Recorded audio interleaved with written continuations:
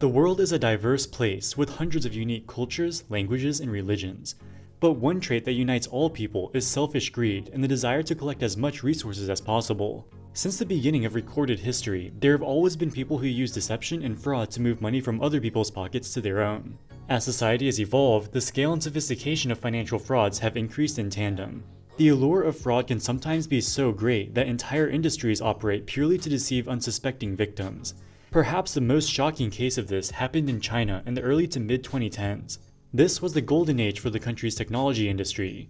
The widespread adoption of the internet created limitless opportunities for entrepreneurs. One of the biggest innovations was online peer-to-peer lending platforms, which seeked to disintermediate the traditional banking system by allowing individuals to lend and borrow money from each other directly. The industry grew exponentially, and by 2015, there were over $200 billion of outstanding loans in China. But as it turned out, the vast majority of these platforms were scams. In 2016, the industry collapsed when a company called eZuBao, one of the biggest peer-to-peer lending platforms at the time, was exposed as a thinly disguised Ponzi scheme. Millions of investors lost their life savings, causing mass protests and social unrest. The government responded with a harsh regulatory crackdown, essentially outlawing the entire peer-to-peer lending industry.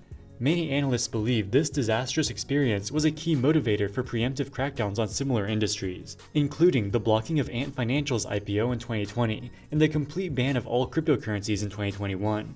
In this video, we'll look at how China's peer-to-peer lending industry became the world's largest fraud, as well as key learnings which can help us detect similar scams in the future.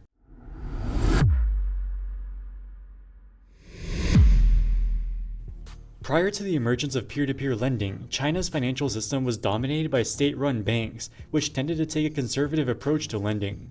It was very difficult for small businesses and individuals with limited credit history to obtain loans. This stifled economic growth, as small and medium-sized businesses employ the majority of the workforce. The government and private sector alike recognized the need to liberalize the financial system and increase the availability of capital. Additionally, China had one of the highest personal savings rates in the world.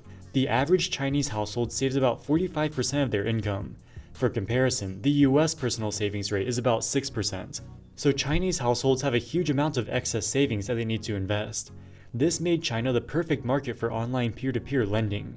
Here's how it works. Individuals or small businesses create a profile on the platform and submit a loan application. They'll say how much money they want to borrow, the purpose of the loan, what interest rate they are willing to pay, as well as credit history and income information. People with excess savings can look at the various loan applications and lend money to whichever one they choose. The first peer-to-peer lending companies launched in 2010, and they were incredibly successful. Other entrepreneurs took note of this success and started their own companies, with the total number of active platforms surpassing 500 in 2013 and 3,000 in 2015. The total value of outstanding loans swelled to over $200 billion. In the beginning, the government was supportive of the industry. In 2013, the People's Bank of China, the country's central bank, released a policy paper saying that peer-to-peer lending will help fill in the gaps left by the traditional banks and allow small businesses greater access to capital. One of the entrepreneurs who got involved in the industry was a man named Ding Ning. In 2014, he founded a company called eZuBao, which quickly became one of the most successful peer-to-peer lending companies. In 2015, just 1 year after launch, they had secured over $7 billion worth of investment from 900,000 individual investors across China.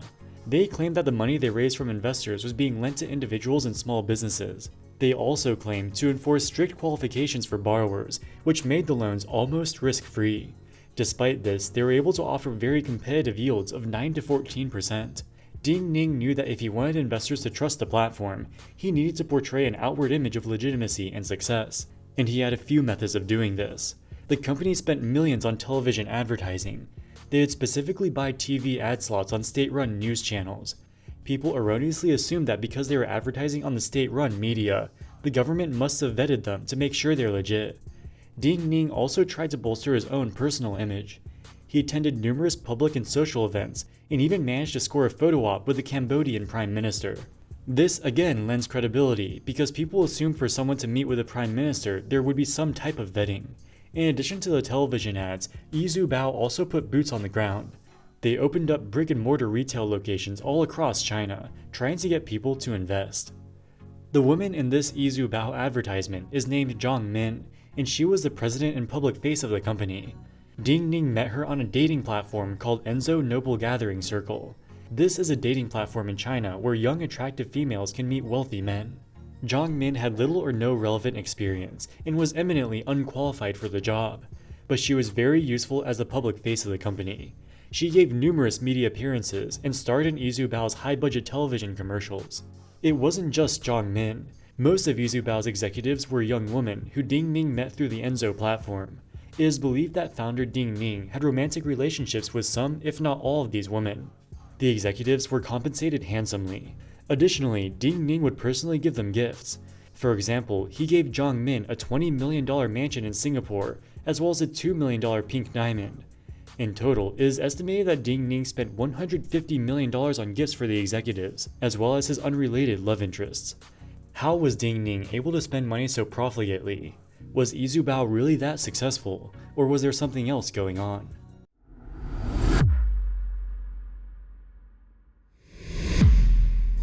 As it turns out, eZuBao was completely fraudulent. They never made any loans to anyone. It was purely a Ponzi scheme where money from new investors was used to pay back old investors. Ding Ning used the money as his personal piggy bank to fund his lavish lifestyle. In December of 2015, less than 2 years after the company's founding, eZuBao ran out of money and was unable to pay its investors. Tens of thousands of people had lost their life savings, leading to protests on the street. When police raided Ding Ning's mansion, they found tens of millions of dollars worth of paper cash and jewelry. The company's internal records showed that no loans were ever made. Ding Ning was sentenced to life in prison. The authorities clawed back the remaining assets, but because Ding Ning had already spent so much of the money, victims only ended up getting back about 35% of their original principal. Ding Ning was able to live a life of luxury for about a year and a half, in exchange for spending the rest of his life in prison, which doesn't sound like a good trade in hindsight. So why did he run eZuBao as a Ponzi scheme? Given the advantages of peer-to-peer lending we discussed earlier, why not just run eZuBao as a legitimate platform? While online peer-to-peer lending sounds great in theory, there are a few major challenges which make it very difficult to implement in practice. There's a reason the large state-run banks were reluctant to lend to small businesses and people with little credit history. It's because these types of loans are risky. With peer-to-peer lending, the borrowers submit their loan application online and self-report their income, credit history, etc. Because it was all online, it was much easier for borrowers to fake their income, fake their identity, or otherwise obtain loans through fraudulent means. Many people would use fake identities to borrow money and immediately disappear with no intention of ever paying it back. It wasn't feasible to do the types of comprehensive income and identity verification that traditional banks employ. Peer-to-peer lending platforms use two main methods to solve this problem. Some of them would effectively become loan sharks, using intimidation and blackmail to coerce borrowers to make their payments. Others, including eZuBao, would run Ponzi schemes without actually lending any money to anybody. The Ponzi scheme and loan shark platforms were able to offer far higher yields to investors than their legitimate counterparts, making it impossible for the legitimate platforms to attract investors. Because of this, many platforms that started off as legitimate turned to fraud to keep up with the competition. By 2016, an estimated 80% of Chinese P2P lending platforms did not segregate customer funds from their own corporate funds. The vast majority of them were committing fraud to at least some extent. The eZuBao Ponzi scheme was a major wake-up call for the Chinese regulators, who had previously taken a hands-off approach and let the industry grow. They launched investigations into other peer-to-peer lending platforms, leading to thousands of arrests. Over the next 5 years, more and more platforms were exposed as frauds and shut down. The total number of peer-to-peer lending platforms operating in China declined from a peak of over 3,000 in 2015 to just a few hundred by 2019. In 2020, the government concluded it was too difficult to regulate the industry, so they just completely banned it altogether.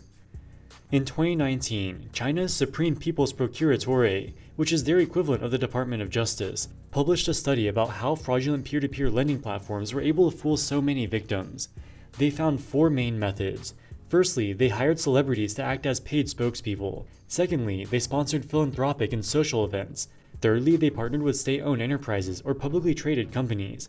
And finally, they falsely claimed to be compliant with government regulations. All of these methods were designed to make the platform appear legitimate by association. If you are being endorsed by some A-list celebrity, surely you must be legit, because the company's agent must have gone through some type of due diligence. If your ads are shown on state-run television and you had some type of partnership with a state-owned enterprise, surely the government must have checked that you're legit.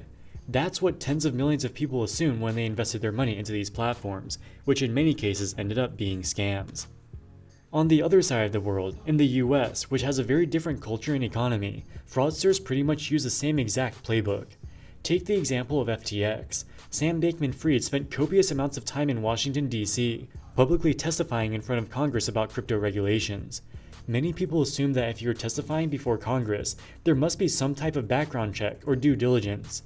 They also spend tens of millions of dollars paying A-list celebrities, including Tom Brady, to appear in their commercials. They even offered Taylor Swift $100 million for an endorsement deal, which she accepted. But FTX pulled out at the last minute, probably because they knew they were running out of money. Another example is the fraudulent hydrogen truck company Nikola. Shortly after their public debut, they announced a strategic partnership with General Motors. The announcement sent Nikola's share price up almost 50%. Again, if General Motors, one of the largest car companies in the world, will partner with Nikola, there must have been significant due diligence, right? As part of the deal, GM received an 11% stake of Nikola's stock, but GM didn't have to spend one penny up front. Instead, they agreed to provide technical and manufacturing support for Nikola's trucks. It was basically a no-risk proposition for GM. If Nikola ends up being a success, they'll benefit from their equity stake. If it ends up being a failure, they can pull out of the deal without having lost anything. Because the deal was so favorable for GM, they didn't feel the need to perform due diligence, and thus had no idea the company was a massive fraud. It's the same with eZuBao's advertisements on state-run television.